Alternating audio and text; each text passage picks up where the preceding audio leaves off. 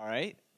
Thank you all for coming out this morning. And thank you for attending Coins in the Kingdom. And of course, thanks a lot, MK Lords, Jason King, and everybody who's working hard to make this happen. All the videographers and journalists and everyone that's coming out to support the conference.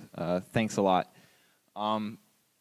This presentation is going to be about basic Bitcoin security, but also some of the more advanced things that are important to know. The last presentation with Will and Lee went over some of the basics, particularly around creating paper wallets. We're going to go into a little bit deeper of what it means to really be secure when you're using Bitcoin, because for the first time, people are truly in control of their money, and it's kind of scary.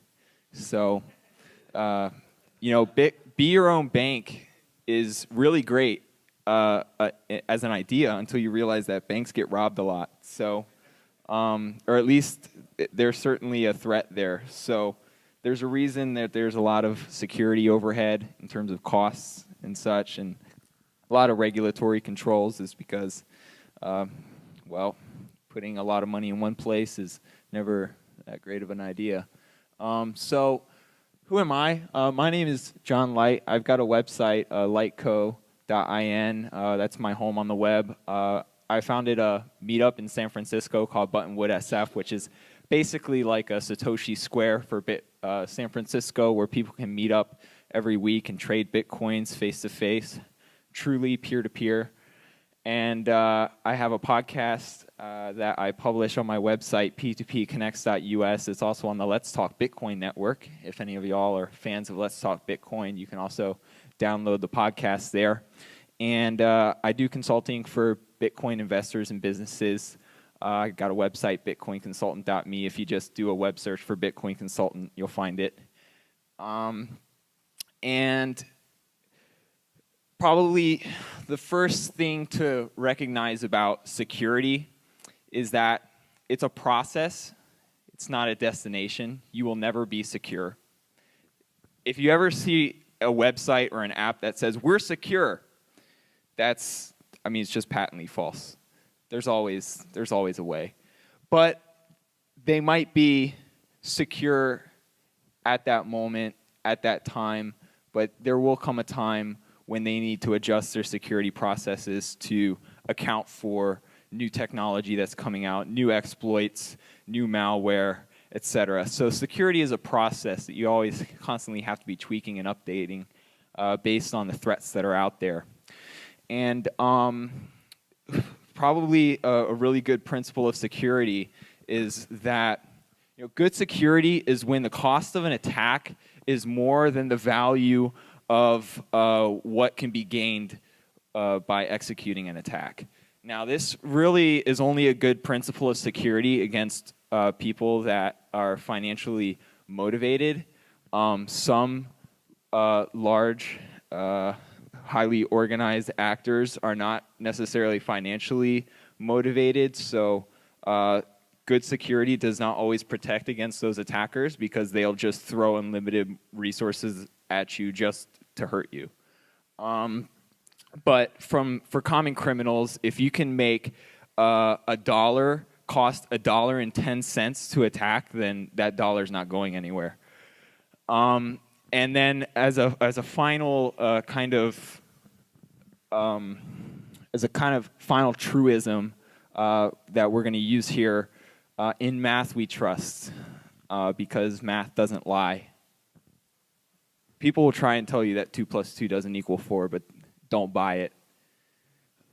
So one of the posts that was recently published by a journalist named Quinn Norton, I thought was really well written and really helps highlight just where we are as an industry in terms of computer security.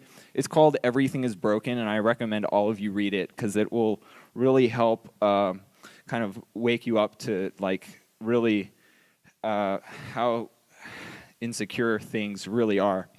And just to provide some context for the discussion, you all might remember a little bug called Heartbleed. This was a bug in the OpenSSL library, which basically let people ask servers for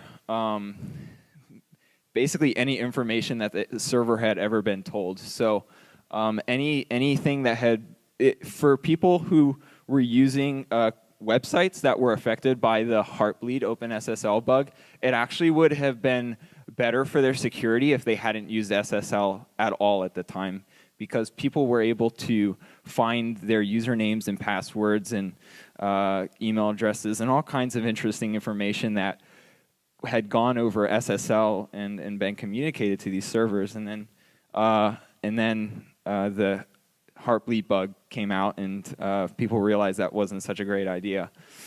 So that, just for some context, like OpenSSL underpins all of the security for the internet, pretty much. It's the main library that people use, and because everybody used it, everybody figured someone had to be looking at it, right? It's like someone's got to be checking this code to make sure that there's nothing silly that would reveal all of the passwords in it, right? Well, no. For like 10 years, it went undetected, and then it hits. It's a 0 day. One day, it's the whole web is compromised. And we've recently seen another bug like that called the bash bug or shell shock, or one of these names, which basically affected like over half of the websites on the internet. Another interesting security exploit this was like 10 days ago, I think, and this is still an unfolding story. It was originally disclosed, I believe, at Black Hat earlier this year, but USB as a tool, USB sticks have a fundamental security flaw that you can't detect, but it's in virtually every single USB stick, which people can basically use a compromised USB stick to take over your computer and do anything as if they were sitting at your keyboard. And this is something that you can't detect, so it's just, the code is now on GitHub, so anybody can use this exploit. So don't plug strange USB sticks into your computer, and maybe even be cautious with the USB sticks you're already using. These are some more headlines. So those exploits are like just fundamental exploits that were unintentional, and there are also a lot of intentional exploits out there. So Google, Yahoo, and Skype were targeted for man-in-the-middle attacks by the government of Iran. They basically spoofed certificates, SSL certificates for these websites, and were performing man-in-the-middle attacks on people intentionally. This was a nation-state actor. And there was also a certificate authority in the Netherlands, I believe, called DigiNotar, which was breached and had a fraudulent certificate for Google.com issued. So people going to Google.com saw the little green lock, thought it was secure, but it wasn't. All of their information was going to an attacker, even though it looked, for all intents and purposes, like it was legitimately Google who was receiving the information. These are just some things you got to keep in mind. The state of the internet is not good. And to make it even worse, you've got every single mobile phone, smartphone, has hidden operating systems that basically respond to any commands that a cell tower sends to it. It's a proprietary baseband processor. It's got like proprietary firmware in your devices. It's all backdoored. The NSA has built backdoor access into Windows 8. I mean, this is like a story that goes back to the 90s. So I mean, you have to take this stuff into account when you think like, am I secure? Secure is a relative term. And there's even cases where corporations collude directly with governments to spy on people. So these are just some things to take into account.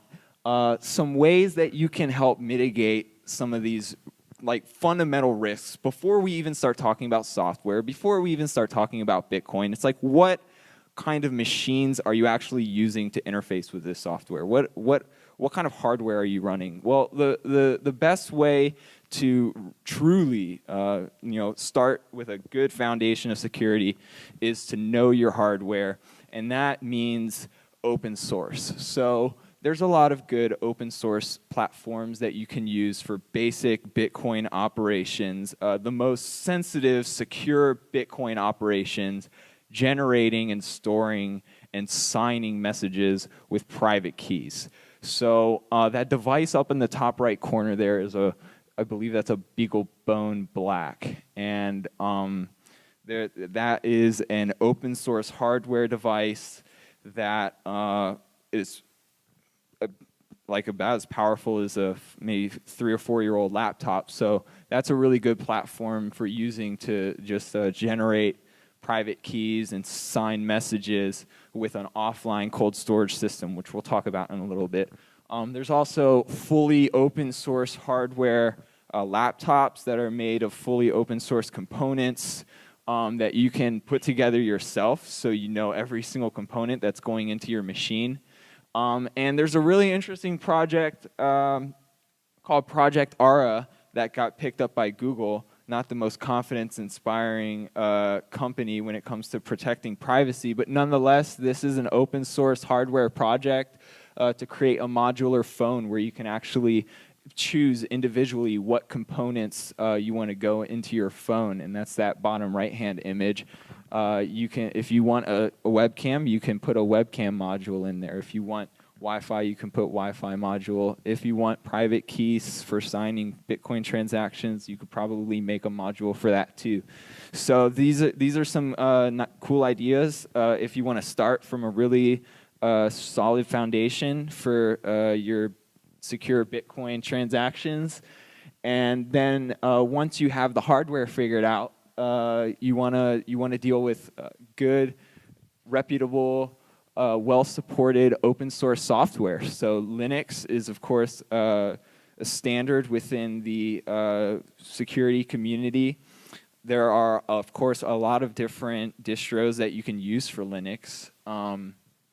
Ubuntu, Mint are some of the more popular ones. There's also like Gentoo and several others. You can just do your searching online to find one that you like, maybe try a few out to see how you like the interface. There's also Tails, which is specifically a privacy and anonymous focused Linux distribution, which you can run as a live CD. So you can actually just put it on a CD or on a USB stick, and you don't even need to actually install Linux on your computer. You just have to put the CD in your CD drive or your USB stick and then turn your computer on, and it'll automatically boot into this kind of privacy, anonymous-centric Linux operating system. And all of the traffic that goes through the internet on this operating system is going to be pushed through Tor, unless it explicitly tells you, like, hey, you're about to send like non-encrypted, non-Tor internet traffic. It'll put a big warning. And then for mobile phones, of course, iOS is proprietary, so trusted at you can trust iOS about as much as you trust Apple, and you can trust Apple about as much as you can trust anybody that can apply a strong amount of pressure on Apple to put backdoors in their platform. So for Android, as I mentioned earlier, there are some proprietary components in Android, even though most people think like, oh, Android open source. Well, you know, all of the factory Android phones come with a lot of proprietary stuff in them. So if you want to start from scratch with a truly open source platform, there is an Android distro called Replicant, which you can check out online. It's not supported by every single phone, but they try to get all of the most popular phones. And CyanogenMod is also a pretty good choice if you want to use a something that's not factory Android. And when it comes to like your web browsing, Firefox I would say is probably the best browser that you could use. It's very extensible and open source, and they have a great community. So the first piece of software that I think is important to go over when it comes to protecting Bitcoin security is GNUPG. This program uses asymmetric or public key cryptography, and public key cryptography is actually the technology that underlies most of the Bitcoin security. Like you have a public key which is used to derive your Bitcoin address that people send money to, and then you use your private key to sign messages. GNUPG works a lot the same way, except it's for general communications. So you can actually encrypt like emails or text documents on your computer, and then send them to people, and then they can decrypt them with private keys. The importance of this software in the context of Bitcoin is like if you want to have a friend pay you for something, then if you don't want to expose your Bitcoin address to your email service provider or anybody who could get into your email account, you would just send it to them encrypted, and then they'll be able to decrypt it locally and send you Bitcoins. So that's really a lot what it's good for. You can also use it for encrypting multi-signature transaction data or offline storage transaction data if you want to be like super paranoid, and we're going to talk about that a little bit later. Another good piece of software is called TrueCrypt. Now TrueCrypt had some interesting drama happen around it earlier this year, where the development team, which no one actually knew who that was to begin with, put some cryptic messages up on their website and said that the software was insecure and people shouldn't download it, and you can read the whole backstory on that online if you just Google TrueCrypt. I'm sure it'll come up. Please don't Google it. Use Start Page or DuckDuckGo, something like that. One of the not spy search engines. But nonetheless, people have picked up the TrueCrypt project and are continuing to support that. So you can find a working TrueCrypt out there on the internet, and this software will allow you to create encrypted containers that you can drop files into, and it'll also allow you to encrypt full drives. So you can do full disk encryption on your computer.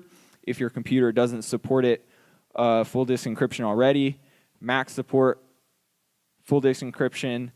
Most Linux distros support full disk encryption. So if you have a Windows computer, you can use TrueCrypt for full disk encryption.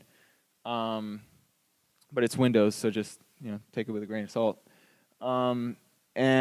And one of the really cool things that TrueCrypt does is it allows you to create hidden volumes. So you can actually encrypt these file containers with 2 passwords. One of the passwords opens one volume, and the other password opens another volume. So in one volume, you could put like sensitive-looking files that aren't actually that sensitive, and then if someone tries to coerce you into opening the container, you give them that password, and they see all of your sensitive-looking files, but not actually what they want to get at. And you have plausible deniability as to whether or not the actual hidden volume exists, because they can't really detect it unless they're really, really trying to get at it. And even then, you have plausible deniability. When you want to get at your actually sensitive files, you just put in the password for that volume, and it'll unencrypt that. So the purpose of TrueCrypt is, in the context of Bitcoin, would be for like storing your wallet.dat files. Your wallet.dat file is probably the most sensitive file you'll ever have on your computer. And that stores the private keys that allow your money to be spent. So you can drop your wallet.dat file into a TrueCrypt container, and protect it with a couple passwords, and then you'll have plausible deniability if anyone ever tries to rob you.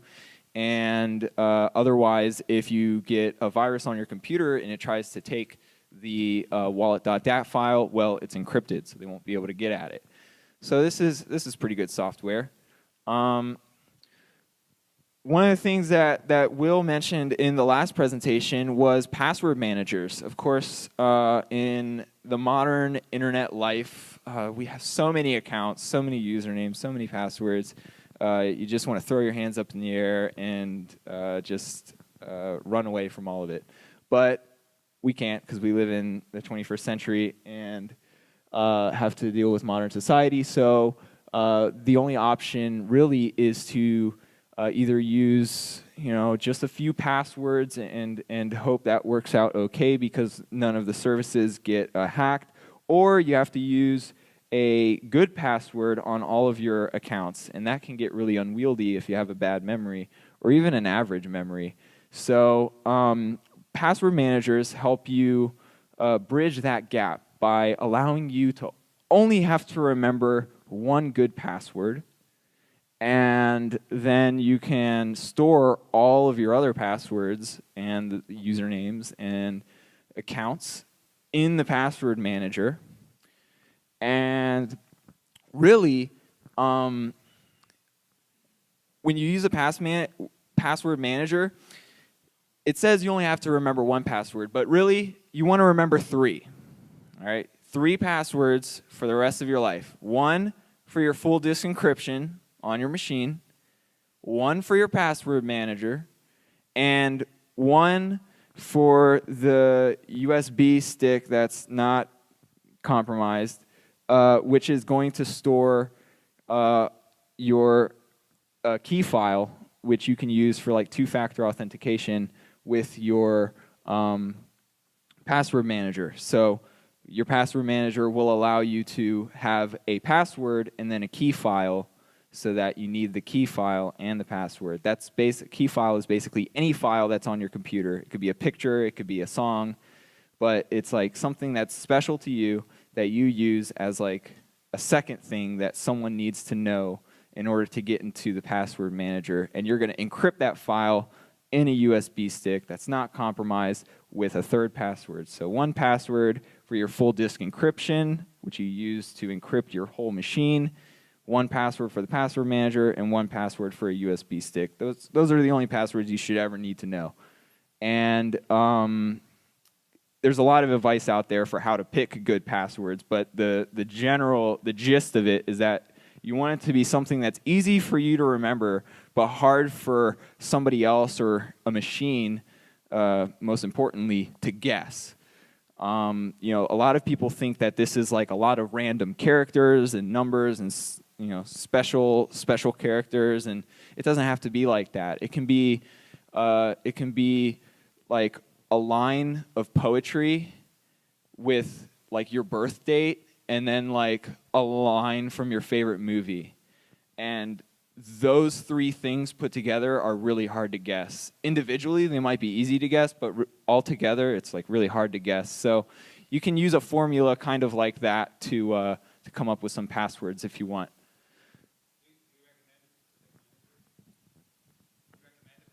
Excuse me, yeah. So that logo is KeePass. KeePass X is a good cross-platform open source password manager.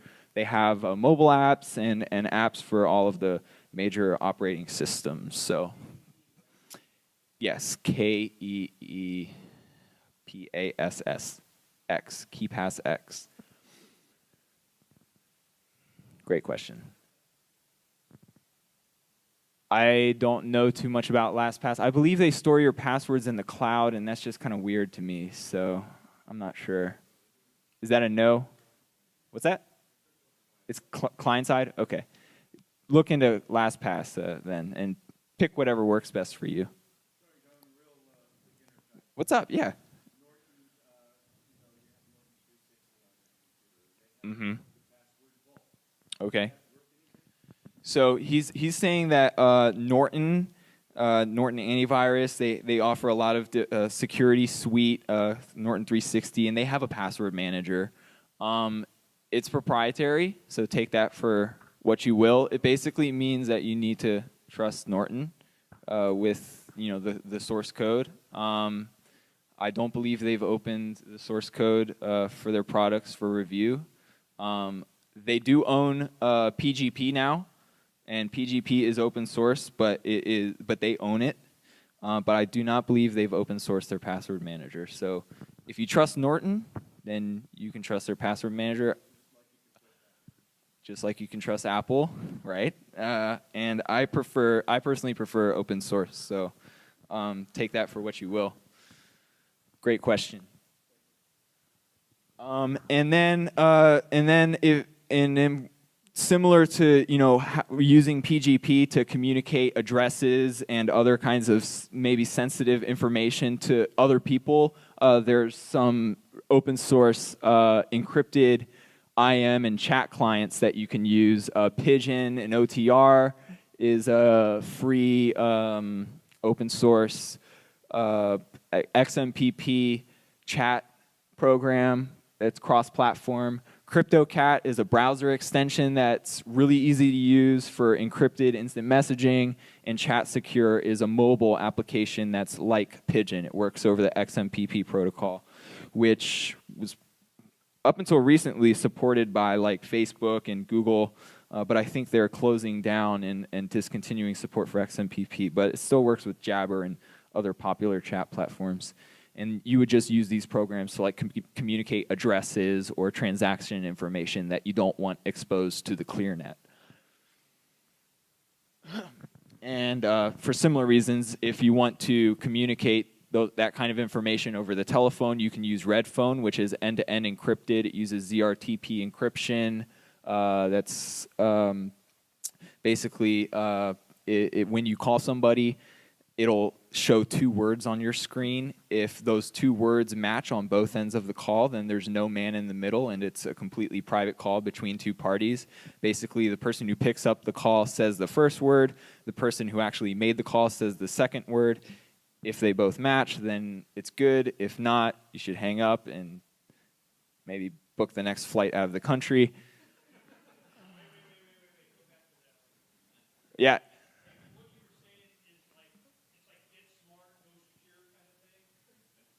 I don't know what you're referencing.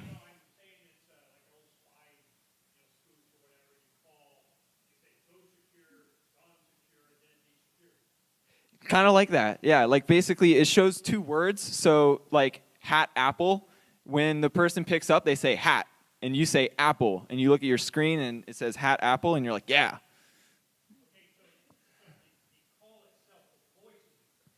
Yeah, the voice is encrypted.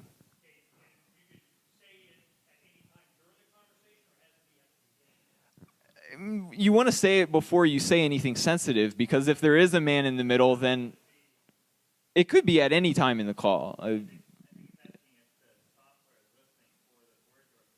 Oh, no. Yeah, good question.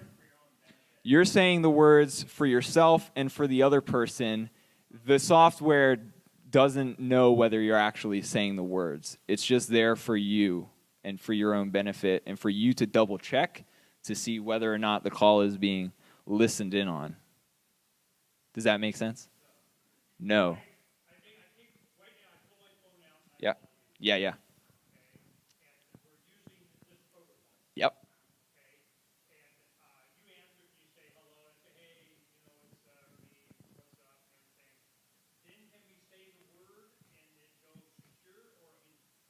No, yeah. So it's secure from the moment you make the phone call if the 2 words match. So it's best, like, before the person even says hello to you, they say the first word on the screen, you say the second word, and then if they match, then you can proceed with the call. Otherwise, you know right away, like, the words don't match, and so you should, like I said, like, hang up and figure out what's... It changes for every call, correct.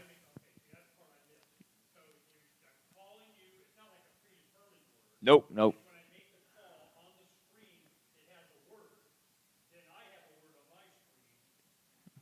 Well, there's two words, and both of you can see both words. But you each only say one of the words, because if one of you says both of the words, well, the other person could lie and say, "Oh yeah, I see those words too," but really they don't see those words. And yeah, no. It's just like a security mechanism that you use for your own benefit. It, right. Exactly.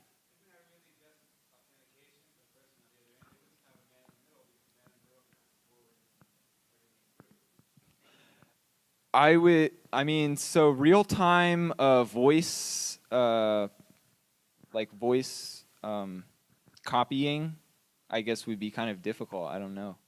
You know, like if like a man in the middle would have to basically dub the sound of your voice to make it sound like you're saying something that you're not. So it's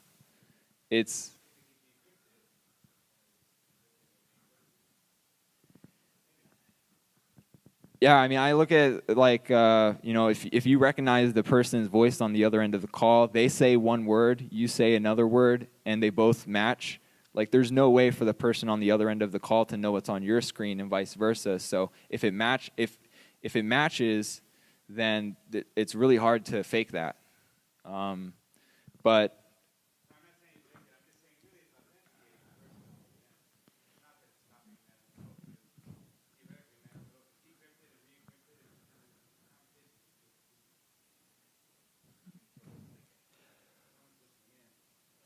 well, I think that the point of the words is that if the words don't match, then you do have a man in the, like, it's deterministic, it's cryptographically certain that there's a man in the middle, and if the words match, then it's cryptographically certain that there's not a man in the middle. I think that's how it works. It's like matching fingerprints. Yeah, so this app is called Red Phone. Sorry if I didn't mention that. Red Phone. It's developed by Open Whisper Systems. If you just do a web search for Red Phone, and then if you're on iOS, like if you have you know, an iPhone, it's called Signal, and Signal is compatible with Red Phone. Eventually, they're going to roll it all into one big Signal app. But yeah, and the same company, Open Whisper Systems, develops an app that basically does the same thing but for text messages. It's called TextSecure.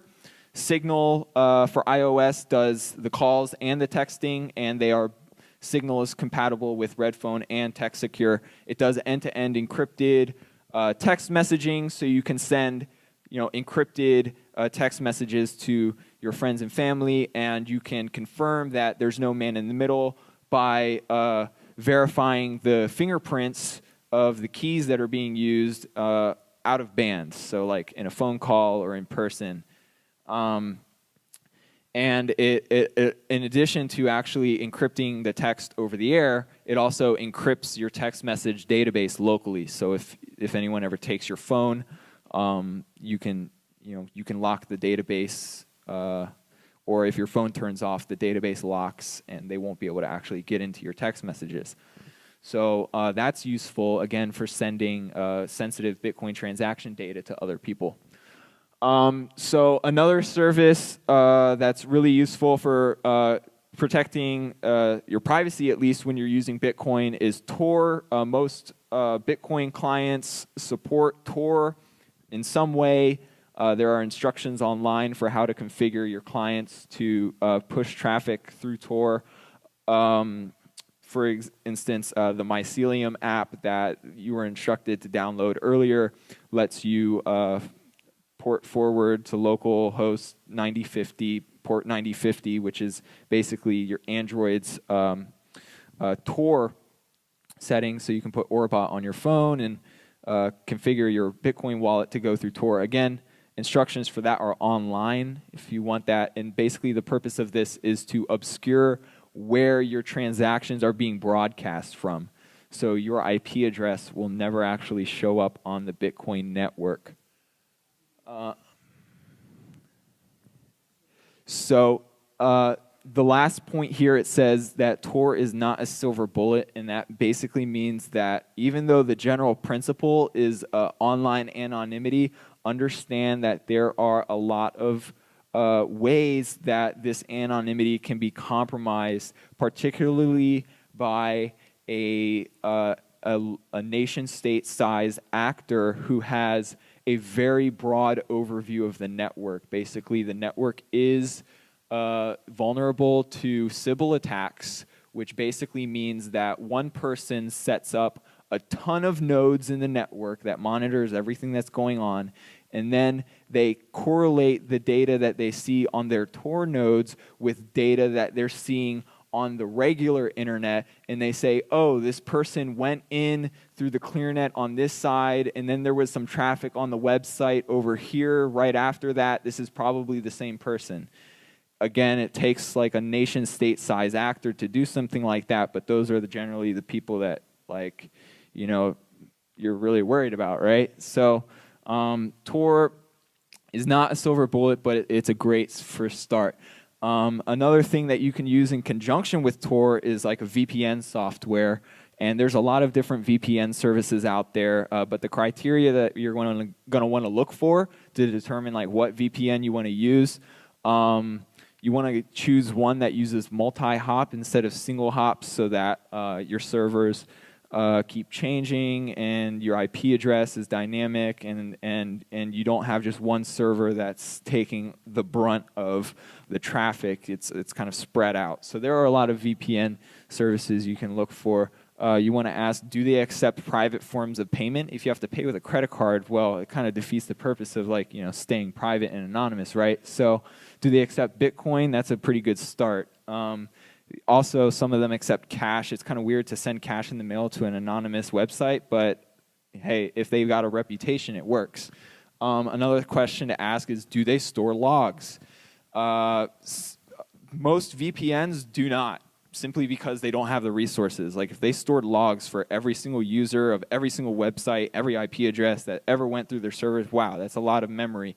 They are not like the NSA with a Bluffdale NSA security center with, you know, zettabytes or whatever full of servers that they can store all their stuff in. So most of them dump their logs, but you want to make sure that they advertise that they do this, because then if they don't, then it's like fraud. So you can do a search online to find the best, most reputable VPNs. Maybe try a few different ones. They usually let you do a free trial, find the one that works best for you, and bonus points if they have a mobile application so that you can use it on your phone. Question?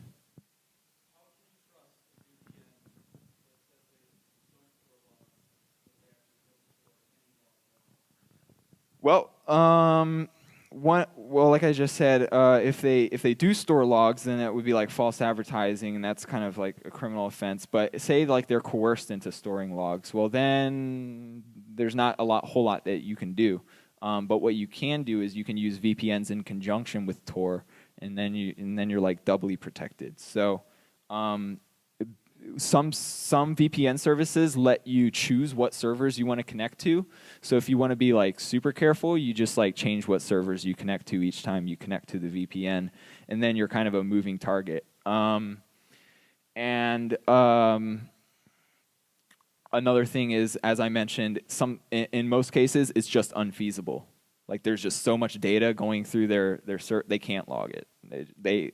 It would be uneconomical for them to log it. So it's all passed through. They just delete everything as it comes through.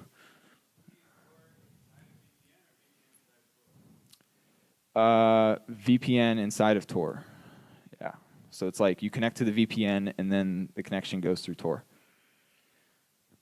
So that way the entry node, the Tor entry node, doesn't even know what your IP address is. And we get to Bitcoin. Thank you for sitting through that. It's valuable to provide some context, like I said, because if you don't start off with a solid foundation, then if you're downloading a Bitcoin client on your virus-ridden Windows XP computer, then you're already done for. So it's good to start with a pretty solid foundation. I think I covered the basics. If anyone has any comments or questions, please feel free to jump in. Otherwise, we're gonna dive right into this here. So, of course, Bitcoin is a pseudonymous peer-to-peer irreversible payment network, and that entails a high degree of security, because if your money leaves your wallet, it's probably not coming back. First basic piece of advice is to encrypt your wallet. Most wallets, especially the Bitcoin Core reference client, offers encryption natively. Do be aware that if you have a keylogger or some other kind of virus on your computer, even encrypting your wallet will not protect you, because as soon as you put in your password to decrypt your wallet, the attacker will know your password and be able to take your funds. So that's why we're going to get into offline cold storage, and we'll talk about that in a minute. Another piece of advice is to use two-factor authentication on all of your accounts. Will went over this several times. Lee mentioned it as well. It's just generally good practice for all of your online accounts that offer two-factor authentication to use it, because you never know which of your accounts will be used as a vector to attack you in some way. So most of the major social networking websites offer it. Most of the major email providers offer this. Pretty much any service that is dealing with sensitive data in any way offers this. Online banking and the like. Cloud storage offers it. Yes, most services offer this. Do recognize that two-factor authentication does not protect you against an internal attacker. So, of course, the service can offer, the service giveth two-factor authentication, the service can take it away. If somebody gets into their servers, they can just like disable 2FA from the back end and mess with your accounts. So when it comes to Bitcoin, it's really just best to deal with like client-side services like blockchain.info, because even if 2FA is compromised, you still have some degree of protection. Another thing that's important about security, aside from just like making it hard for attackers to get at your money, is to actually protect your personal information and your transaction information as a matter of operational security. So like encrypting your information in 2FA and all of that, that's information security. That's how to actually keep the information that's on your computer secure.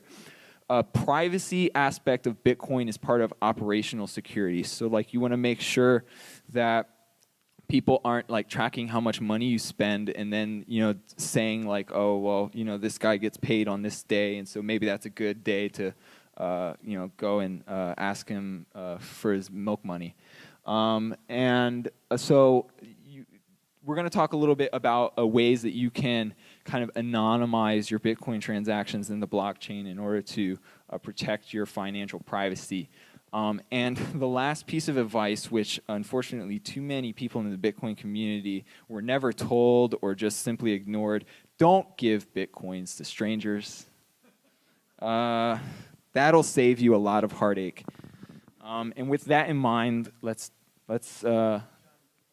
yeah.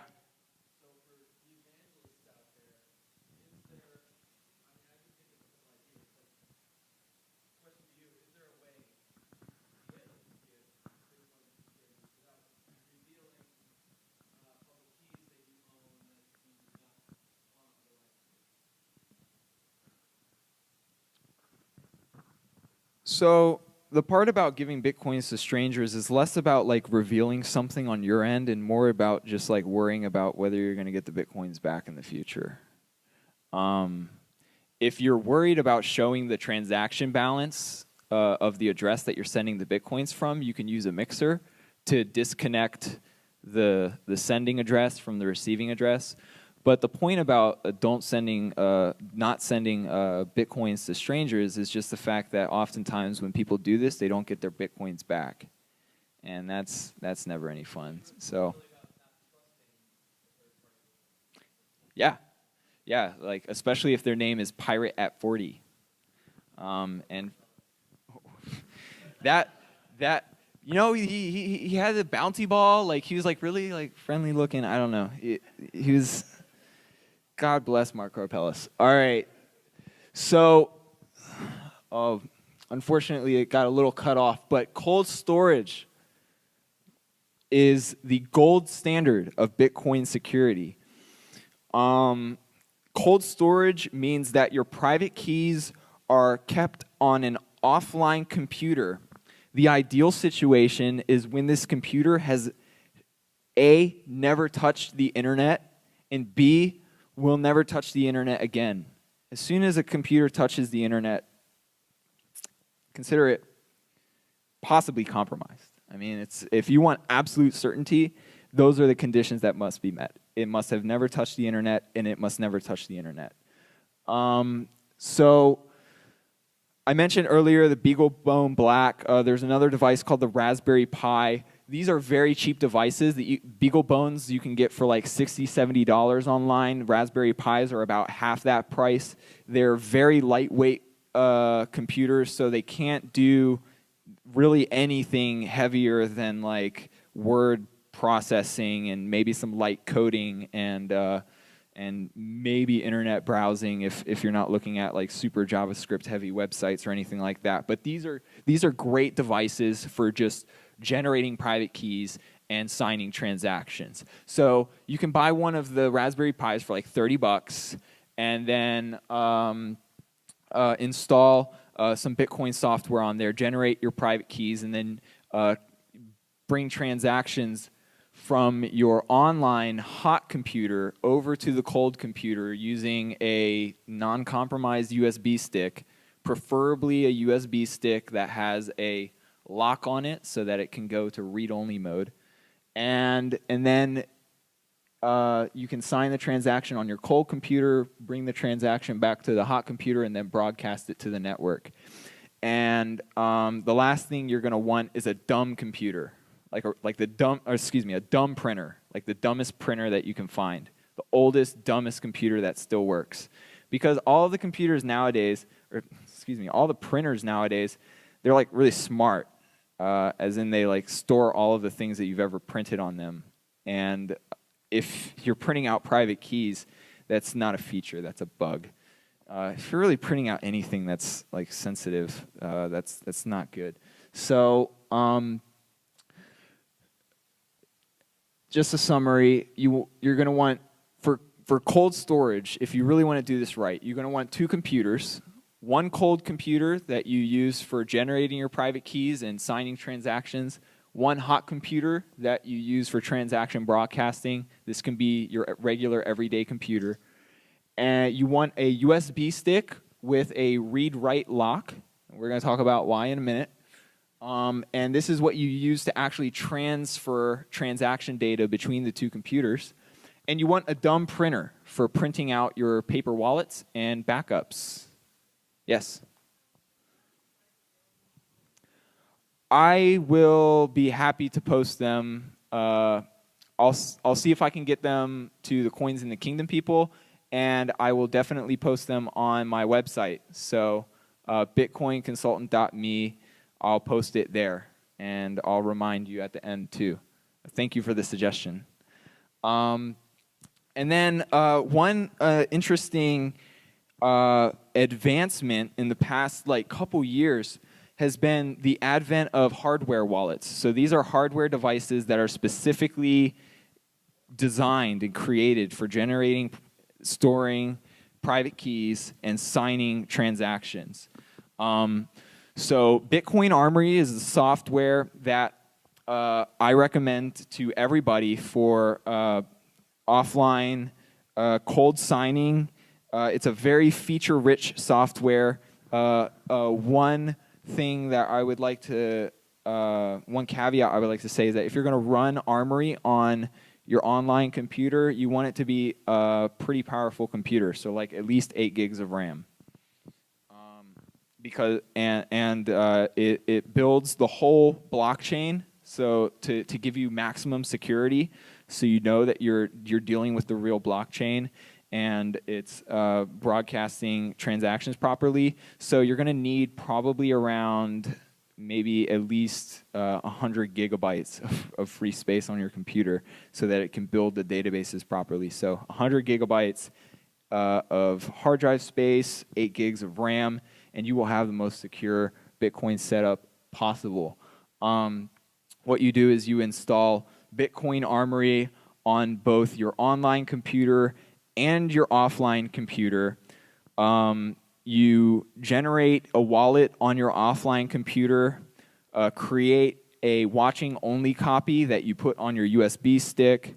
You turn the USB stick into read-only mode, send it over to the online computer, upload your watching only copy of the wallet to your full version of Bitcoin Armory that's on your online computer, and at that point, the two wallets are synchronized. So any addresses that you generate on your offline computer or on your online computer will be compatible with the other wallet. They're like synchronized even though they're on different computers.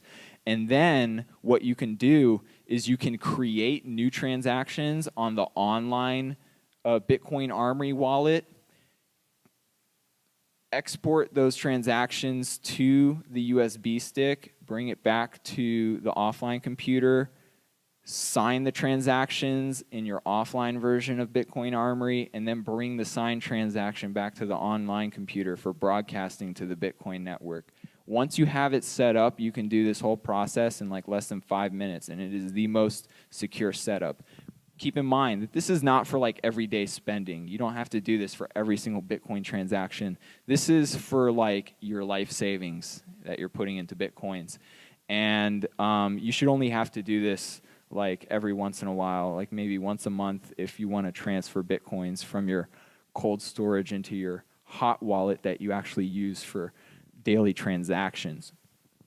That device up in the top right corner is the Trezor. That is probably the most popular hardware device. It was crowdfunded last year, and it just began shipping recently. There have been a lot of good reviews about it, so definitely check that out. It is probably, what's that?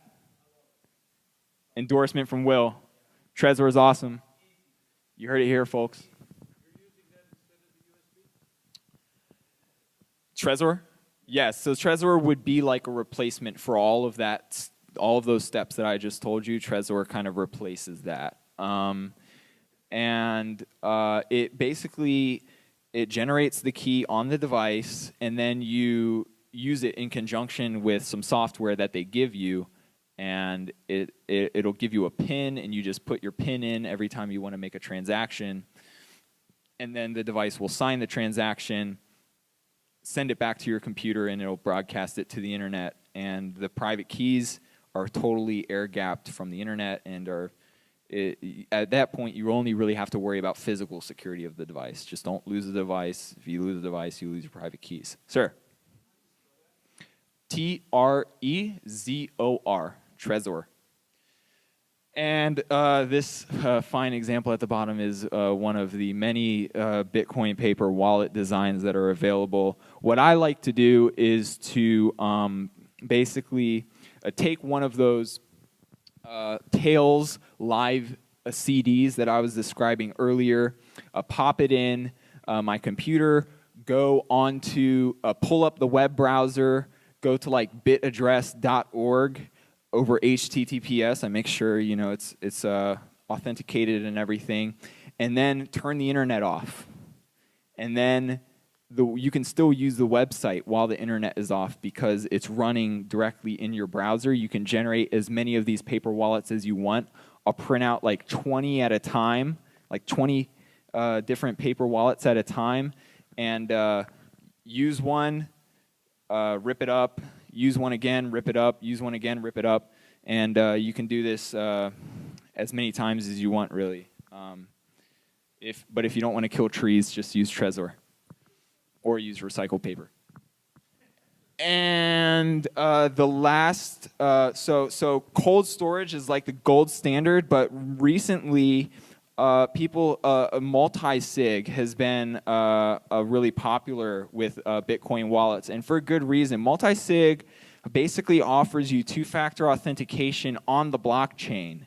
So multi-signature transactions mean that you need not one key to sign your transaction. You need M of n keys. And M and n can be any variables. For example, 2 of 2, 3 of 5, 2 of 3, 9 of 10. And, I mean, Bitcoin protocol is very extensible, supports a lot of different, but you don't want to get too unwieldy. So like 5 of 5 is probably the most you'll ever need. Bitcoin Armory, I believe, supports up to 7 of 7. I could be wrong about that, but it supports a wide variety, and you can use these for, you can imagine a number of different use cases. One popular example is like corporate treasury. You'll have like all of the executives in a corporation as signers on a multi-signature transaction so that no one executive can abscond with the corporate funds.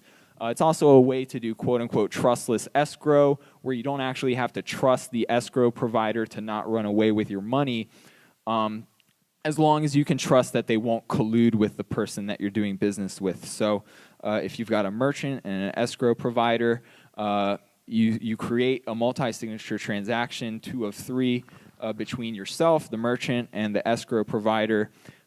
If the transaction goes awry, then you go to the escrow provider and you say, hey, I didn't get my stuff, or it's broken and they're not responding, and then they will sign the transaction, you will sign the transaction, you will get your money back. If nothing goes wrong, then you sign the transaction, the merchant signs the transaction, the payment completes, and everything goes all right, and the escrow provider doesn't even need to get involved. And so another way that people use this is for like I said, blockchain-based two-factor authentication, where you'll have a 2 of 2 transaction where one key is on your mobile phone and one key is on your actual desktop or laptop computer. And then when you initiate a transaction on either of those devices, you also need to sign the transaction on your other device. And the only way that the Bitcoins can be hacked is if somebody has the keys that are on both devices. It decreases your odds of getting hacked, since you might have one device that's compromised, but the odds of both devices being compromised are lower. So this is good for security for hot wallets. So that problem I mentioned earlier, where like if you encrypt your wallet, if you have a keylogger, it doesn't really mean much, because as soon as you decrypt it, the keylogger gets your password and can spend your Bitcoins. Well, even if you have a keylogger on your computer, as long as your other device that's storing your second private key for your 2 of 2 wallet isn't compromised, then even if your main computer has a virus or keyloggers or whatever, your Bitcoins are still safe. So multi-sig is a really great tool. Like I said, Bitcoin Armory supports it. Several other wallets do as well. You can look that up online if you want to learn more about that. Too long, didn't listen. Store long-term savings, wallet, private keys offline. You can use Bitcoin Armory for this. The Bitcoin Armory website has all of the instructions for doing that on their website. They have a slideshow presentation that walks you through it very nicely. You can encrypt your wallet files and machines whenever possible. Even the offline computer, like I said, I recommend full disk encryption at all times. That way, if your computer ever gets out of your physical control, you can rest assured that the data that's in the computer hasn't been compromised. Most mobile wallets allow you to set a PIN number. I know Mycelium does. That's a really good thing to do, just as a basic security precaution. Install good antivirus software and keep it up to date. Same with all of your other software. You want to keep all of your software up to date. Don't click on random links from strangers or even friends, because your friends might be hacked and they'll send you a link that's like, enlarge your thing for like $5.95, and you're like, no. So don't click on any random links, and don't download any strange attachments. Another good protection when you're browsing the web is to install NoScript, the NoScript plugin, and HTTPS everywhere. So what NoScript does is it makes it so that every time you visit a new website, if it's got JavaScript running on the website, it blocks it. and it makes you have to allow it to like whitelist the JavaScript that's running on that website. One of the things that it's all too common in the Bitcoin world, unfortunately, is someone will have their Bitcoin wallet open in one browser window, and then they'll be browsing somewhere else and click on a link, and it'll take them to a website, and some JavaScript will run that ends up doing a cross-scripting attack, and it'll go to their other browser window and steal their Bitcoins. You can stop that from happening by running no script, and that way, if you click on any errant links, you don't have to worry about that JavaScript stealing your Bitcoins. HTTPS everywhere basically forces websites, if they have HTTPS, it forces them to serve you an HTTPS connection, so all of your communications will be encrypted with that website. Did I see a hand back there? Ghostery, that's another good one. So Ghostery will basically tell you all of the different scripts and trackers and things like that that are running on the websites that you're looking at, and you can actually turn them off and then also whitelist ones that you don't mind running in your browser. Yeah. Antivirus software, that's a good question. So I'm most familiar with Symantec products. I've never had a problem with Symantec, and I mean, you know, knock on wood, but like I haven't had a virus in like since I was a kid when I was clicking on random things. So it seems to work out fine, Symantec products. But there are also open source products out there that work perfectly fine as well. So again, do your research, see what the reviews online say, and maybe try a couple out. And not at the same time, because sometimes they like conflict with each other, but see what works best for you, and then decide what you want. But Symantec is what I would say. And last but certainly not least, use two-factor authentication. Please, on all of your accounts, whenever possible. So, further reading, Securing Your Bitcoins by, well, me. That's on my website, bitcoinconsultant.me. I also published it on Let's Talk Bitcoin. And I go over this in word form, so you don't have to try and memorize everything that I'm trying to say. And there's even some more information in there that we haven't covered. So we're going to talk about Bitcoin privacy for the last little bit. The status, dismal. Bitcoin privacy is terrible. So Christoph Atlas, a security researcher in Bitcoin, who's interested in cryptocurrencies, he's got a great show called Dark News. I recommend you check it out. He posted a security advisory about the blockchain.info shared send service, saying basically the gist is that it wasn't actually providing very much anonymity or privacy. With a tool that he developed, he was able to determine what inputs corresponded with what outputs and link addresses together. So that's no good. I do not know if they have taken steps to fix this yet, but last I heard, it's still not totally private. Yeah? Okay. And this goes back to a story that Andy Greenberg from Forbes published last year called Follow the Bitcoins, How We Got Busted Buying Drugs on Silk Road's Black Market. Basically, some researchers saw his story about how he tried buying drugs on the Silk Road and actually found his Bitcoins, found the transaction and followed it all the way through the blockchain from his wallet to Silk Road servers and then off to God knows where the Bitcoins ended up. But the long story short, they found the Bitcoins, and that's kind of interesting. So why is privacy with Bitcoin? Oh, yeah.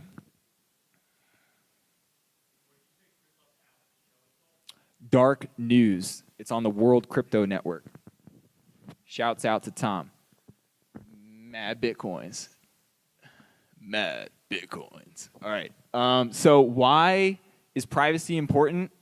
Because if you haven't done anything wrong, you got nothing to hide, right? I mean, No one has anything to hide here, right? No, that's great, except do you want your coworkers to know what your salary is? Do you want your lover to know about your recent large jewelry store purchase?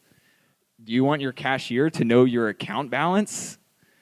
And do you want corporations or governments to know what activist causes you donate to? If any of these are a concern to you, you're a criminal. I mean, you're perfectly legitimate in wanting privacy with your Bitcoin transactions, and you have every reason to want to protect that, and no politician has any right to say otherwise. So some works in progress to protect Bitcoin privacy. Dark Wallet is a really good start. It uses CoinJoin as implemented, as described by Greg Maxwell. I don't know whether or not it has the same flaws as blockchain.info's shared coin service. But one of the quote-unquote flaws that it might have is the fact that it uses a central server to coordinate transactions for the joins. So I don't know completely myself the security model of their CoinJoin implementation. They also implement stealth addresses, which basically allow you to post a static address somewhere, and then people can derive new addresses from the stealth address every time they want to send you Bitcoins, which basically protects people. So like from like looking at all of the transactions that are being sent to the stealth address. Because typically if you just put a static address on your website, people can take that static address, stick it in blockchain.info, and see every single transaction that's ever occurred with that address. But with a stealth address, you can't stick a stealth address in blockchain.info. It's not a real address. It doesn't tell you anything. So it helps protect your privacy if you want to like accept tips on your website or something like that. Dark Wallet also has encrypted messaging in it, so it solves that problem I was talking about earlier. If you want to communicate like sensitive transaction data with other people, you can just use the encrypted messaging that's built into Dark Wallet. And then there's another project called CoinShuffle, which is trying to work on solving some of the problems that I just mentioned about CoinJoin or particularly blockchain.info's shared coin implementation. Basically, it uses peer-to-peer mixing, so there's no server that you need to trust, which could possibly store logs that could be used to de-anonymize you. And it also uses a Tor-like data encryption in order to prevent nodes that are relaying these transactions for the join from actually like seeing the destination address and where they're coming from. So CoinShuffle is a really interesting project, but again, it's a work in progress. Yeah.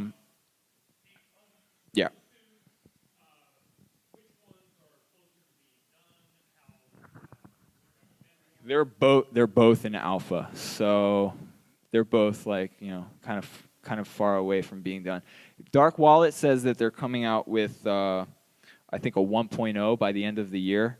CoinShuffle, I know people who have developed an alpha implementation of CoinShuffle. They'll probably have a beta that works. It's not going to be the best interface, but it'll work also by the end of the year. So I would say they're about neck and neck right now.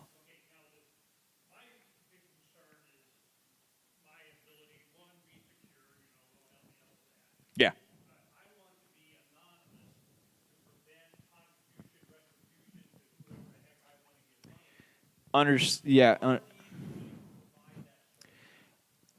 When they are done, that is what they advertise. Of course, there's going to need to be reviews and testing to make sure that that what they're selling is actually what you get.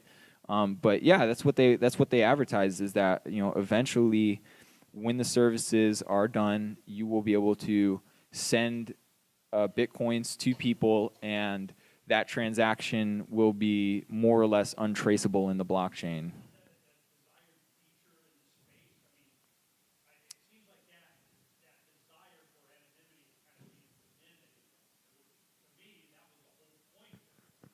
I wouldn't say, there might be a loud minority that maybe wants to suppress some of those features. But for all of the reasons that I described earlier, it's a fairly mainstream concern. Like, you don't want all of your transactions being public. You know, it's just, it's a common human decency to like not pry into people's personal lives like that. So, question?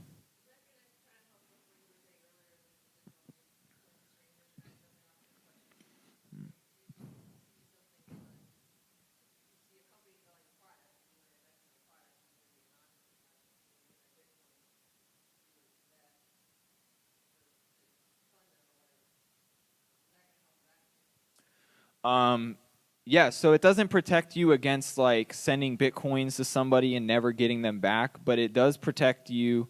Or the question was like, does this protect you? Like, if you want to contribute, say, to a crowdfunding campaign, and you don't want everybody to know that you've sent money to this crowdfunding campaign, that's what it'll protect you against. What it won't protect you against is like if the crowdfunding campaign never sends you anything and doesn't send you your Bitcoins back, then I mean that is something that multi-sig escrow would help prevent, because then you would have a third signature that says, oh, you didn't get your thing that you ordered from the crowdfunding campaign, we'll send you a refund. And so does that answer your question? Awesome.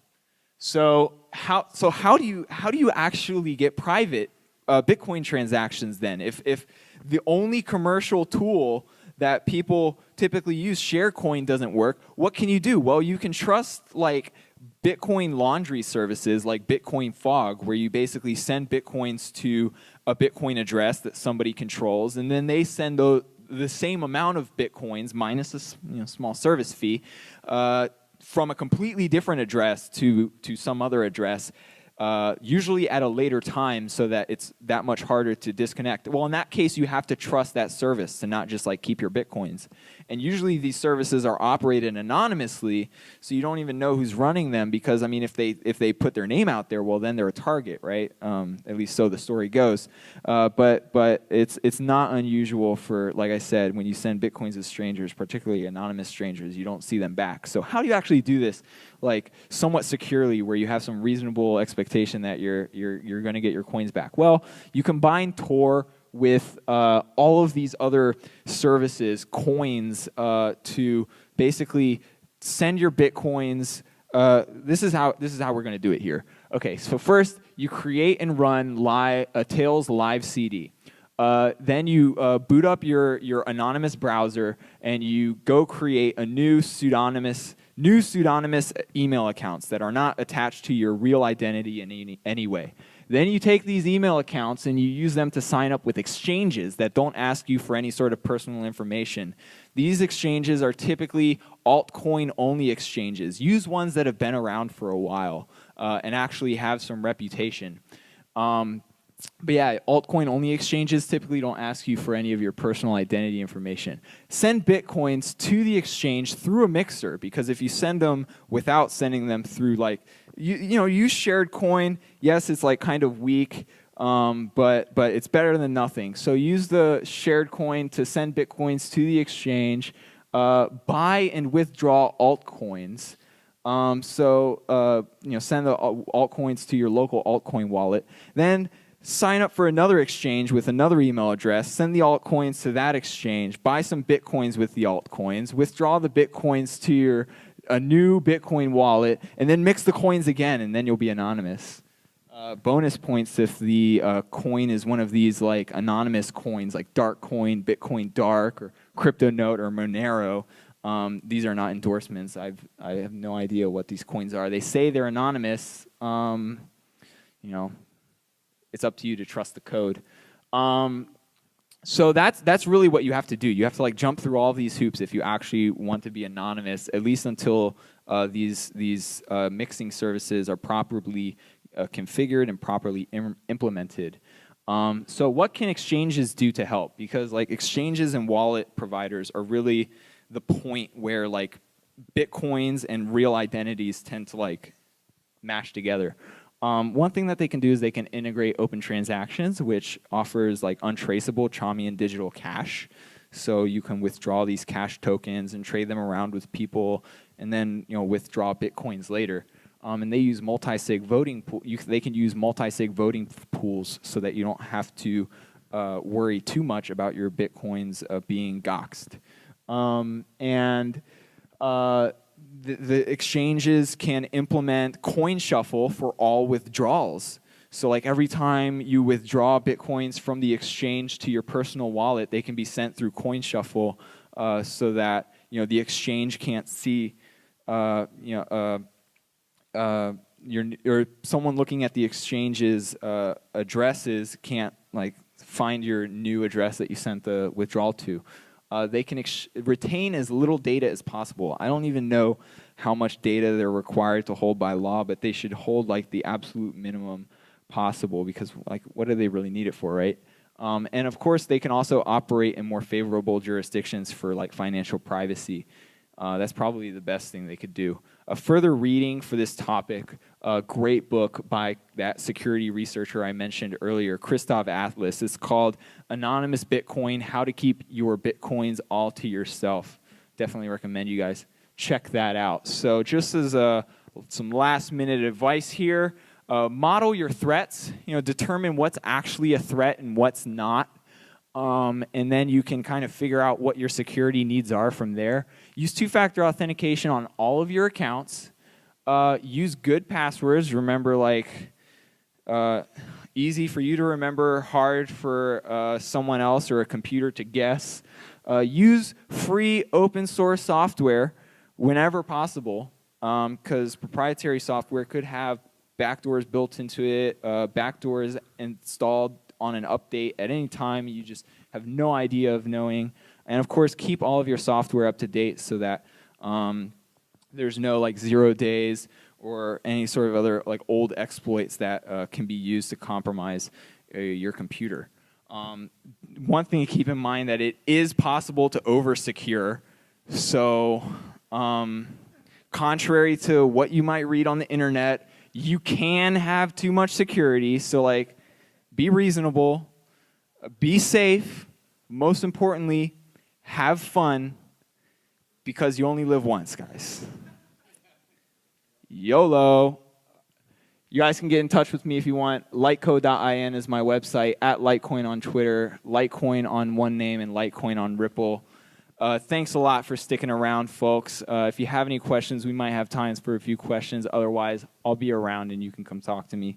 Thank you.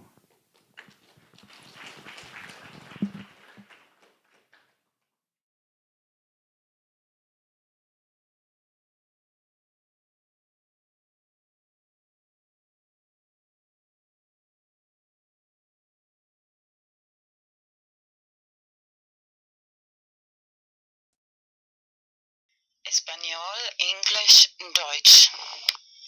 Normalmente produzco solo videos en inglés y español. Normally I produce only videos in English and Spanish. Normalerweise produziere ich nur Videos en English und Spanish. Pero hoy voy a hacer otra excepción y traducirlo también en alemán. But today I make another exception and translate it into German too. Aber heute werde ich nochmal eine Ausnahme machen und es auch in Deutsch übersetzen. Ya algunas semanas tengo escrito en mi lista de tareas por hacer de traducir el video #BTC4. Now already some weeks ago I have written on my to-do list to translate the video BTC4, #BTC4.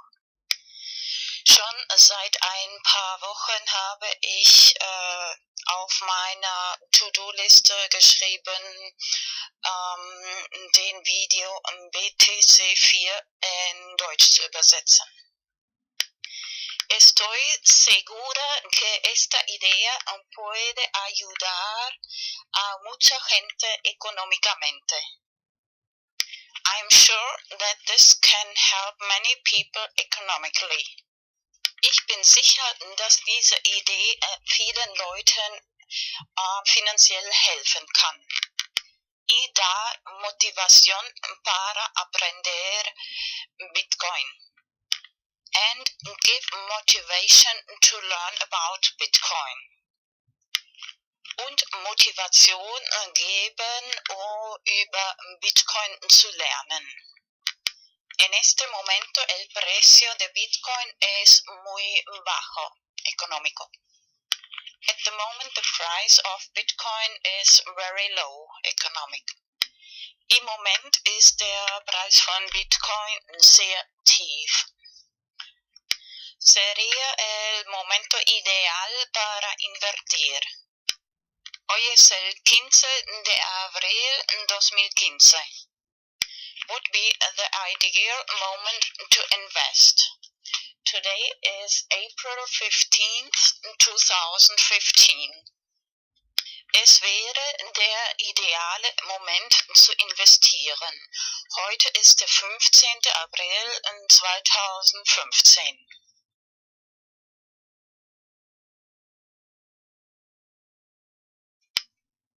El 27 de marzo 2015 he publicado en mi canal de YouTube Vanos Enigma el primer vídeo sobre hashtag BTC4 explicando cómo me vino esta idea.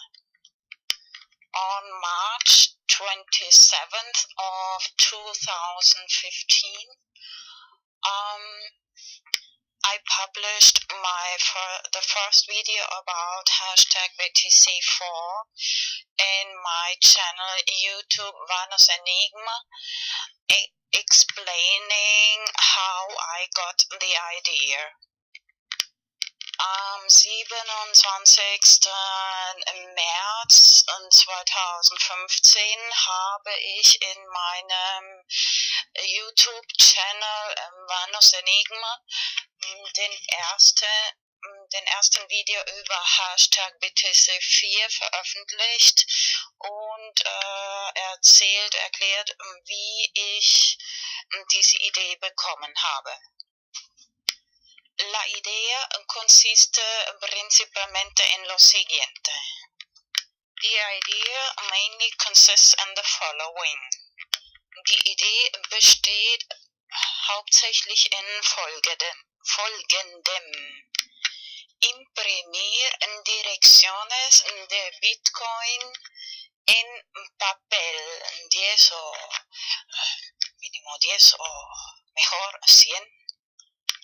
To print Bitcoin directions in paper, at least 10 or better 100. Bitcoin-Adressen in Papier ausdrucken, Minimum 10 oder besser gleich 100. Y luego poner en cada dirección de Bitcoin una pequeña cantidad de Bitcoin. And then put in every Bitcoin direction a little amount of Bitcoin. Und dann in jede Bitcoin-Adresse eine kleine Summe von Bitcoin transferieren. Y la próxima vez, cuando otra vez ves una persona por la calle pidiendo dinero, and the next time you see again a person begging for money on the street, und das nächste Mal, wenn du wieder eine Person auf der Straße betteln siehst, y para tus amigos y amigas, and for your friends of course, und für deine Freunde natürlich, o tal vez de propina en un restaurante, or maybe a tip in a restaurant, oder Trinkgeld im Restaurant. Bueno, a la hora de imprimir también copiar y guardar las llaves privadas de Bitcoin, de direcciones de Bitcoin. when you print the Bitcoin addresses, copy and save the private keys of the Bitcoin addresses, of course. Wenn man die Bitcoin-Adressen druckt, auch die privaten Schlüssel, Bitcoin-Address-Schlüsseln kopieren und speichern.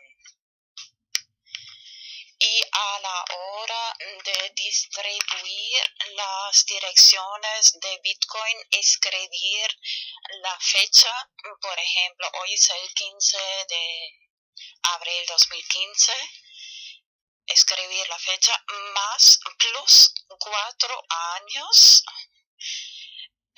igual 15 de abril 2019. And then in the moment when you distribute the Bitcoin addresses, you write the date, for example, today, April 15th, 2015, plus 4 years is April 15th, 2019. Und dann in dem Moment, wenn man die Bitcoin-Adressen verteilt, auf das Papier schreiben, das heutige Datum, zum Beispiel 15. April 2015, plus 4 Jahre ist gleich 15.04.2019. Luego vas a explicar a la gente, mira, esta es la llave privada, tú y yo la tienes. Si no quitas, transfieres este dinero de Bitcoin en estos 4 años, yo lo vuelvo a tener o sacar. Then you explain to the people, look, this is the private key. I have it and you have it. If you don't take this money, Bitcoin, out of this account, I will take it out in these 4 years, at the end of these 4 years. Und dann erklärst du den Leuten, schau, das ist der private Schlüssel. Ich und du haben diesen privaten Schlüssel, Bitcoin-Schlüssel. Wenn du bis Ende dieser 4 Jahre das Geld Bitcoin nicht raustust, transfer, dann hole ich es zurück. De esta forma das más motivación a la gente para empezar a aprender cómo funciona Bitcoin. This way you give more motivation to the people to learn how the technology of Bitcoin functions. Auf diese Weise gibst du mehr Motivation den Leuten zu lernen, wie die Technologie von Bitcoin funktioniert. En mi video antiguo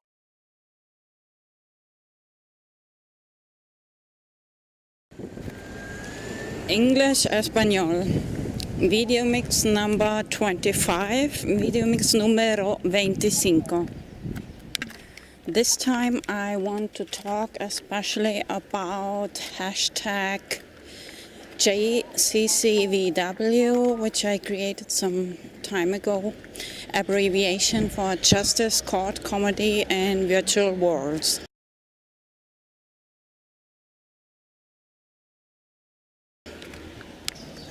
Esta vez quiero hablar especialmente sobre el tema hashtag JCCVW, que el hashtag que he creado hace algún tiempo, y es la abreviación por justicia, Justice, Court, Comedy and Virtual Worlds, comedia de justicia en mundos virtuales. I made already several videos about this hashtag. Ya he hecho varios videos sobre este hashtag. But this time, especially thinking of my last video, number 24, Robot Ethics.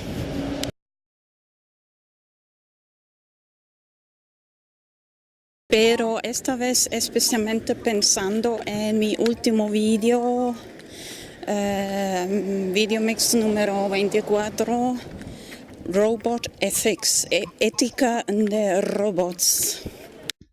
First, I want to mention the episode of Simpsons, Treehouse of Horror number 13. Primero quiero mencionar el episodio de Simpsons número 13, Treehouse of Horror número 13. Just a side note, it's astonishing now many years in Spanish TV and at lunchtime and in the evening they are still showing about half an hour or more Simpsons, many years now. Es asombroso. Ya muchos años que por el mediodía y también por la noche enseñan por lo menos media hora de los Simpsons en la televisión española. Did you hear of the term Simpsonology? ¿Has oído del término Simpsonología? O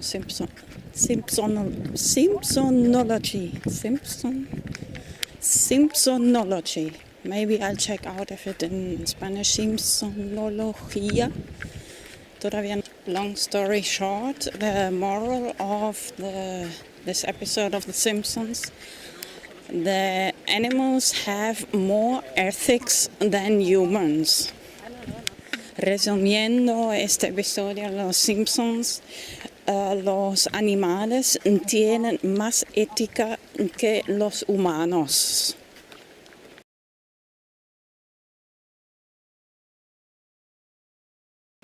Remember my last video mix number 24, Robot Ethics, Cat Ethics. Recuerda mi último video mix número 24, Robot Ethics, ética de robots, and Cat Ethics, ética de gatos. And with a funny GIF. GIF is abbreviation for Graphic Interchange Format. Y con un gracioso GIF. GIF.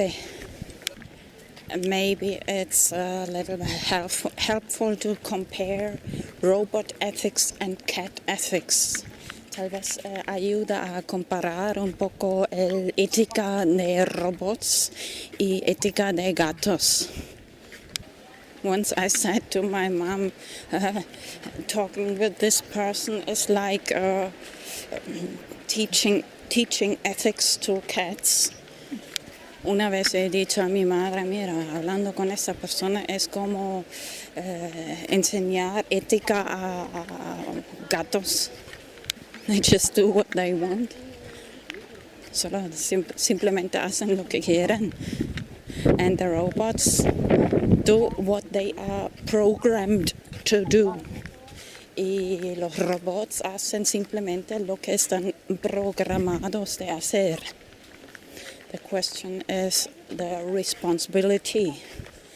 La cuestión es la responsabilidad. So in the end, you see, it's almost not controllable. Así que verás que al final no es controlable. But normal cats can never turn as evil as humans. Pero gatos normales nunca pueden volverse tan malos, hacer cosas tan malas como los humanos. Perversión, opposite land, el país de justo todo al revés, copyright, copy prohibition, Copyright es más bien no un derecho de copiar, sino una prohibición de copiar. Law of Intellectual Property, la ley de la propiedad intelectual. Especially because I like to produce VideoMix, I got very angry about the legal system and the perverse law of intellectual property, which inhibits innovation and freedom of expression. Especialmente porque me gusta producir VideoMix, me enfadé con el sistema legal, especialmente la ley de la propiedad intelectual que inhibe la innovación y la libertad de expresión. And if you continue to think about the legal system, you get more and more doubts. Y si continúas de pensar sobre el sistema legal, vas a tener más y más dudas. But still, I think it's important to have a place to talk about ethics. Pero igualmente pienso que es importante de tener un lugar donde se hable sobre ética. That's the main motivation why I created hashtag JCCVW, Justice, Court, Comedy and Virtual Worlds. Es la motivación principal por la que he creado el hashtag JCCVW, Justice, Court, Comedy and Virtual Worlds, justicia, comedia de justicia en mundos virtuales. Even on my main Twitter account, Vanos Enigma, the cover picture, I've got written, Justice, who has the right to judge? Who is without sin, cast the first stone.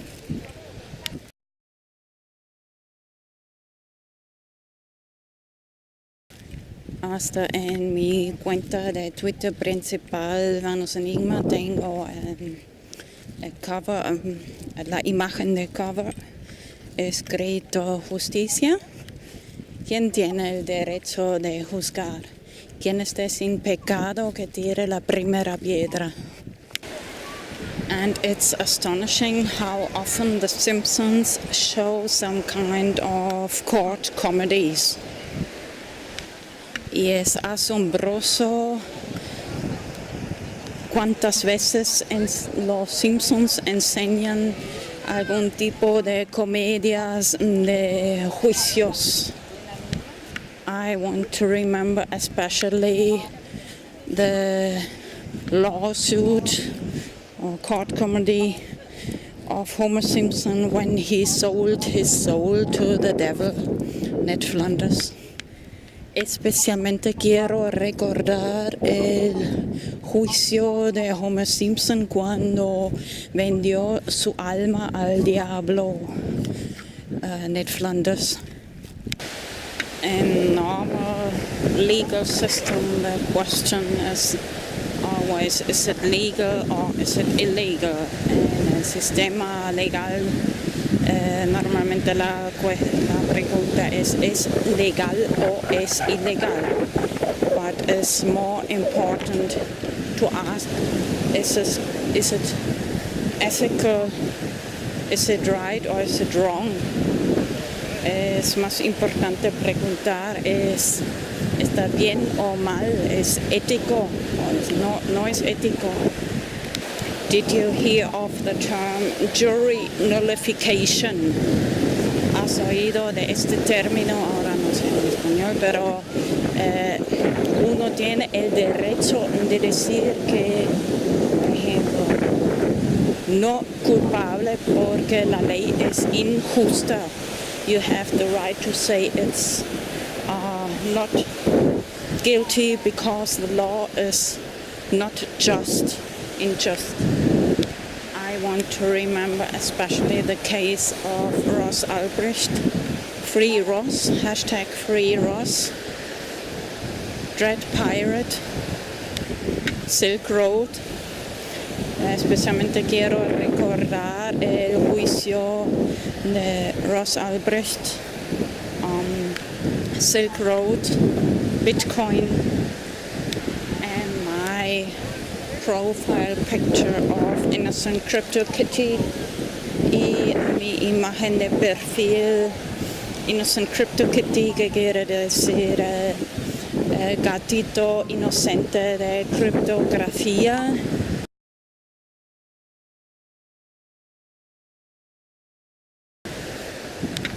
But it's medical catnip.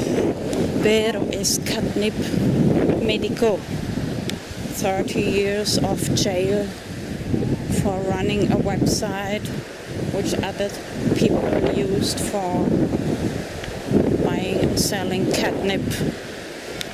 30 años de cárcel por hacer una página web que otras personas han usado para comprar y vender catnip.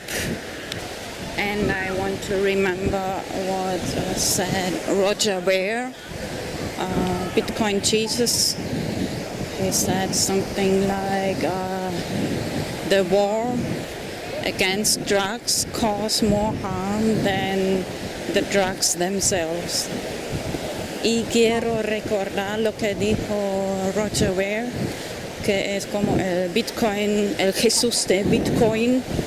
Dijo algo como que la guerra contra las drogas causan más daño que las drogas mismas. Okay, let's go back to, even if you would want to have a person like, and not just Roger Ver, the case of Charlie Schrim, another Bitcoiner. A very interesting case too, and one interview I made a video, very interesting comment of Andreas Antonopoulos in one episode of Let's Talk Bitcoin. I think it's the VideoMix number. Yes, I had just a look. It's VideoMix number 17. Justo he mirado, es el VideoMix número 17 con Charlie Schrim. This comment I like too much, so I will paste it. Just paste it here. Este comentario me gusta demasiado, así que algunos minutos voy a pegar en este momento.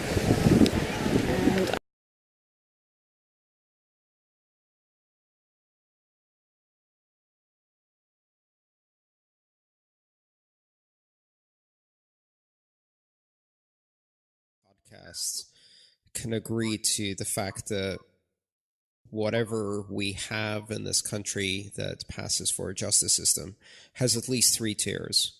There are, people at the top who get infinite forgiveness for some of the most disgusting mega crimes and never face the tiniest consequence for their actions. You can put 1 million people out of their homes with fraudulent foreclosures. You'll never see the inside of a courtroom. You can rig markets, steal money from investors, defraud millions of people. You'll never see the inside of a courtroom.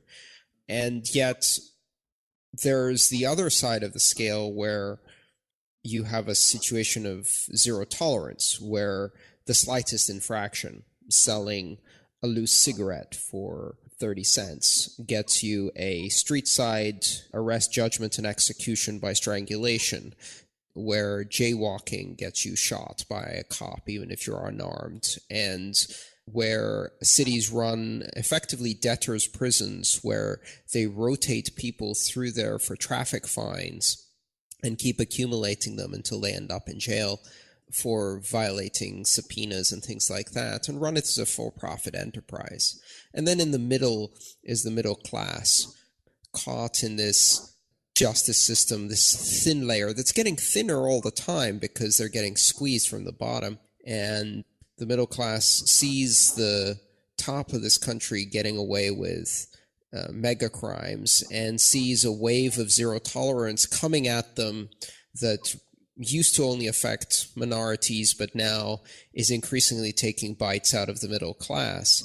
And they're struggling desperately not to fall into this Orwellian zero tolerance justice system. That's not justice. I think everyone on this call probably has a similar perspective to this, but effectively what we're talking about is an erosion of the rule of law. And the most fundamental concept of the rule of law is equality in judgment. If a law exists, there is one tier. Everybody faces the same consequences for breaking that law. And that fundamental social compact has been violated. And for some stratum of the society, it never really existed. You know, some people were always going to feel the heavy boot of law with no recourse, and suffered under that for 200 years. But now that is increasingly becoming the vast majority of the population. So you live in a society where the slightest mistake is very harshly punished. That's if you survive the police encounter. While you watch a country's so-called elite just roll from scandal to scandal, from crime to crime, with no one going to jail. War crimes, no jail time. Bank fraud, no jail time. All of these things, you know, surveillance and violating the constitutional rights of millions of people, not even a misdemeanor issue. It just gets legalized after the fact. Lying to Congress, no problem. And then Preet can promote his resume by going after Charlie. It's really a disgusting situation, but I think it's a situation that has nothing to do with Bitcoin per se. It's just a universal collapse of justice and the rule of law in this country. One of the few countries that actually had it. As that was so well said, I have no response to it. I completely agree with Andreas, everything he just said. It's not limited to Bitcoin. It's an overall, you see it with everything. I mean, look at the case of Aaron Schwartz. May he rest in peace. But once they have their sights on you, telling it's you per se, I think it's what you represent or who you are. There's no getting out of those sights. And the higher up you are, the harder it is for them to prosecute you. It just doesn't make sense for them. Our justice system has been corrupted or viewed to what it is today. And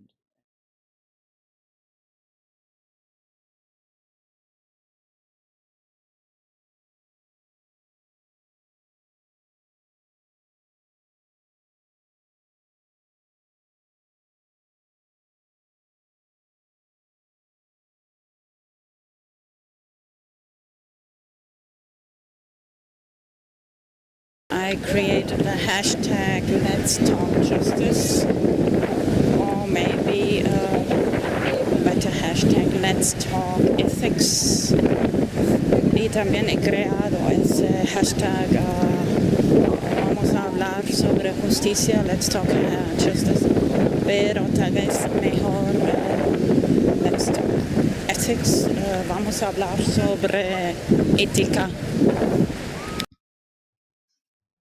After this part of VideoMix number 17, I will paste a short video comparison of the two websites of Wikipedia about this episode of Simpson Treehouse of Horror number 13. Y después de esa parte del VideoMix número 17 voy a pegar un pequeño video en una comparación entre las dos páginas de Wikipedia en inglés in español.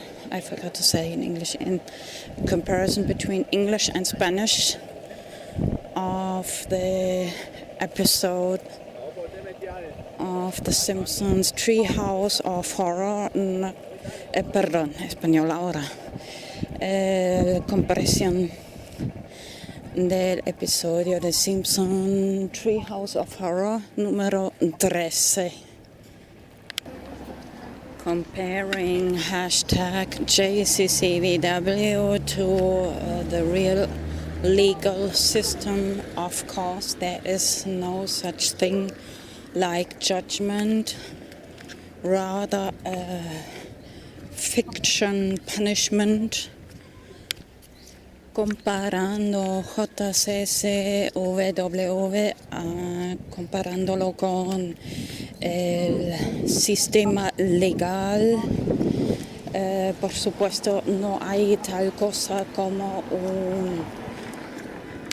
una sentencia de juicio, más bien un castigo ficticio. Just want to remember you, I have that Twitter account, Soul Trade Game, in virtual worlds like Second Life with Virtual Guide Dog. Recordar que tengo la cuenta en Twitter que se llama Soul Trade Game, traducido juego de negocios de almas.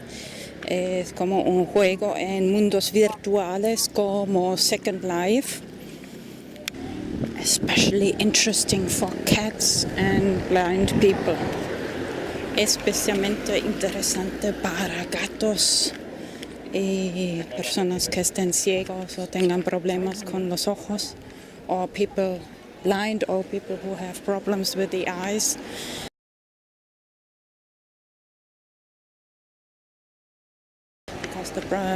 Anyway, watch my videos about Soul Trade Game. De toda forma, mirad mis videos sobre Soul Trade Game, juego de negocio de almas. And I have that Twitter account, Soul Confiscator Cat.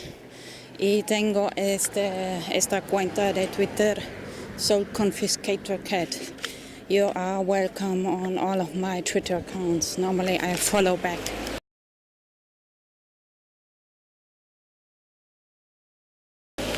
Estáis bienvenidos en todas mis cuentas de Twitter. Normalmente sigo de vuelta. So you see I have a double or triple interest to open hashtag JCCVW. Así que veis que tengo un doble o triple interés de abrir el hashtag JCCVW, Justice Court Comedy in Virtual Worlds. What I wanted to say before about this jury nullification. If you really would like to participate in a trial lawsuit to help somebody from getting declared guilty fast, you have to take vacation. You have to buy a flight to New York. And I think this trial was in January of Free Ross Albrecht, Silk Road. So, bueno, lo que iba a decir antes con respecto al derecho de renullification, en español no me acuerdo, no estoy segura, pero que tienes el derecho de decir que mira, yo no estoy de acuerdo que esta persona sea declarada culpable. Así que primero tendrías que tomar vacaciones, comprar un vuelo a Nueva York. Y ese juicio me parece era en enero, cuando hizo un montón de frío. So comparing this legal system with hashtag JCCVW, this is in virtual worlds. Everybody can participate and talk about ethics, right or wrong. Don't need to buy a flight to New York. Comparando ahí con el sistema legal, no, eso tiene lugar en mundos virtuales, no hay que comprar un vuelo a Nueva York y tanto esfuerzo para participar en un juicio, discutir sobre ética. Puedes fácilmente participar de cualquier lugar, ordenador, P2P, and especially talking about robot ethics.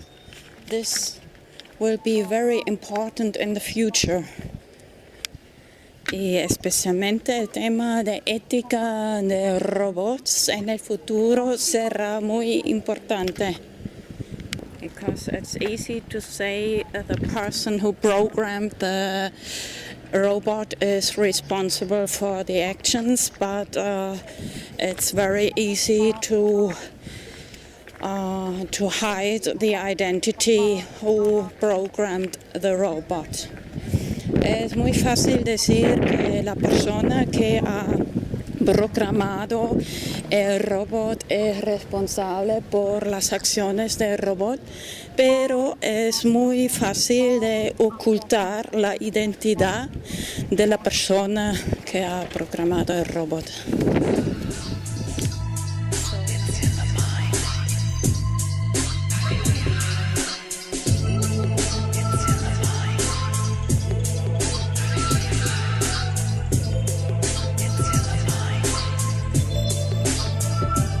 And I do consulting for Bitcoin investors and businesses. I got a website, bitcoinconsultant.me. If you just do a web search for Bitcoin Consultant, you'll find it. And probably the first thing to recognize about security is that it's a process. It's not a destination. You will never be secure. If you ever see a website or an app that says, "We're secure," it's just patently false. There's always a way. But they might be secure at that moment, at that time, but there will come a time when they need to adjust their security processes to account for new technology that's coming out, new exploits, new malware, etc. So security is a process that you always constantly have to be tweaking and updating based on the threats that are out there. And probably a really good principle of security is that good security is when the cost of an attack is more than the value of what can be gained by executing an attack. Now, this really is only a good principle of security against people that are financially motivated. Some large highly organized actors are not necessarily financially motivated, so good security does not always protect against those attackers because they'll just throw unlimited resources at you just to hurt you. But for common criminals, if you can make a dollar cost $1.10 to attack, then that dollar's not going anywhere. And then as a final kind of final truism that we're going to use here, in math we trust, because math doesn't lie. People will try and tell you that 2 + 2 doesn't equal 4, but don't buy it. So one of the posts that was recently published by journalist named Quinn Norton, I thought was really well written and really helps highlight just where we are as an industry in terms of computer security. It's called "Everything is Broken," and I recommend all of you read it because it will really help kind of wake you up to really how insecure things really are. And just storing and signing messages with private keys. So that device up in the top right corner there is I believe that's a BeagleBone Black, and that is an open source hardware device that is like about as powerful as a maybe 3 or 4 year old laptop. So that's a really good platform for using to just generate private keys and sign messages with an offline cold storage system, which we'll talk about in a little bit. There's also fully open source hardware laptops that are made of fully open source components that you can put together yourself, so you know every single component that's going into your machine. And there's a really interesting project called Project Ara that got picked up by Google. Not the most confidence-inspiring company when it comes to protecting privacy, but nonetheless, this is an open source hardware project to create a modular phone where you can actually choose individually what components you want to go into your phone, and that's that bottom right-hand image. You can, if you want a webcam, you can put a webcam module in there. If you want Wi-Fi, you can put Wi-Fi module. If you want private keys for signing Bitcoin transactions, you could probably make a module for that too. So these are some cool ideas if you want to start from a really solid foundation for your secure Bitcoin transactions. And then once you have the hardware figured out, you wanna deal with good, reputable, well-supported open source software. So Linux is, of course, a standard within the security community. There are, of course, a lot of different distros that you can use for Linux.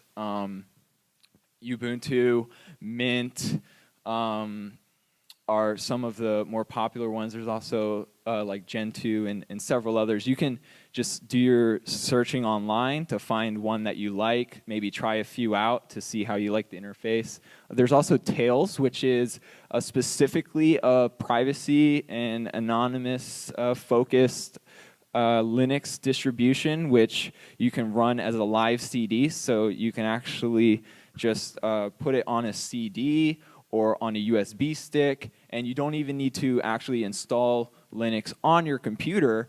You just have to put the CD in your CD drive or your USB stick and then turn your computer on, and it'll automatically boot into. To provide some context for the discussion, you all might remember a little bug called Heartbleed. This was a bug in the OpenSSL library, which basically let people ask servers for basically any information that the server had ever been told. So anything that had, for people who were using websites that were affected by the Heartbleed OpenSSL bug, it actually would have been better for their security if they hadn't used SSL at all at the time, because people were able to find their usernames and passwords and email addresses and all kinds of interesting information that had gone over SSL and been communicated to these servers. And then the Heartbleed bug came out, and people realized that wasn't such a great idea. So that, just for some context, like OpenSSL underpins all of the security for the internet, pretty much. It's the main library that people use, and because everybody used it, everybody figured someone had to be looking at it, right? It's like someone's got to be checking this code to make sure that there's nothing silly that would reveal all of the passwords in it, right? Well, no. For like 10 years, it went undetected, and then it hits. It's a 0 day. You just one day, it's the whole web is compromised. And we've recently seen another bug like that called the bash bug or shell shock, or one of these names, which basically affected like over half of the websites on the internet. Another interesting security exploit that this was like 10 days ago, I think, and this is still an unfolding story. It was originally disclosed, I believe, at Black Hat earlier this year, but USB as a tool, USB sticks have a fundamental security flaw that you can't detect but it's in virtually every single USB stick, which people can basically use a compromised USB stick to take over your computer and do anything as if they were sitting at your keyboard. And this is something that you can't detect, so it's just the code is now on GitHub, so anybody can use this exploit. So don't plug strange USB sticks into your computer, and maybe even be cautious with the USB sticks you're already using.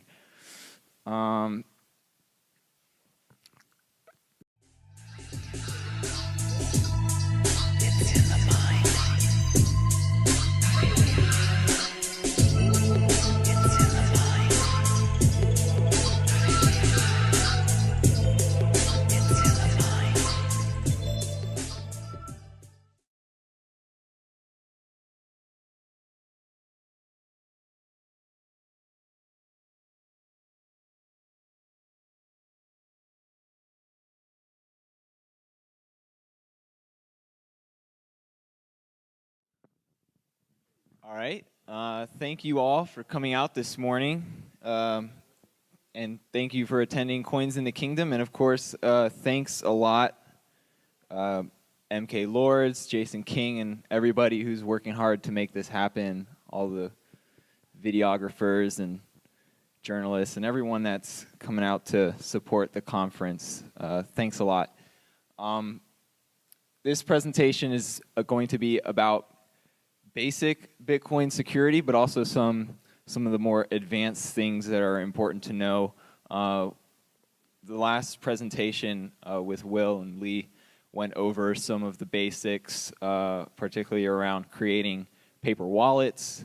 We're going to go into a little bit deeper of what it means to really be secure when you're using Bitcoin, because for the first time, people are truly in control of their money, and it's kind of scary. So, you know, be your own bank is really great as an idea until you realize that banks get robbed a lot. So, or at least there's certainly a threat there. So there's a reason that there's a lot of security overhead in terms of costs and such, and a lot of regulatory controls is because, well, putting a lot of money in one place is never that great of an idea. So who am I? My name is John Light. I've got a website, lightco.in. That's my home on the web. I founded a meetup in San Francisco called Buttonwood SF, which is basically like a Satoshi Square for San Francisco, where people can meet up every week and trade Bitcoins face-to-face, truly peer-to-peer. And I have a podcast that I publish on my website, p2pconnects.us. It's also on the Let's Talk Bitcoin network. If any of y'all are fans of Let's Talk Bitcoin, you can also download the podcast there. These are some more headlines. So those exploits are like just fundamental exploits that were unintentional, and there are also a lot of intentional exploits out there. So Google, Yahoo, and Skype were targeted for man-in-the-middle attacks by the government of Iran. They basically spoofed certificates, SSL certificates for these websites, and were performing man-in-the-middle attacks on people intentionally. This was a nation-state actor. And there was also a certificate authority in the Netherlands, I believe, called DigiNotar, which was breached and had a fraudulent certificate for Google.com issued. So people going to Google.com saw the little green lock, thought it was secure, but it wasn't. All of their information was going to an attacker, even though it looked, for all intents and purposes, like it was legitimately Google who was receiving the information.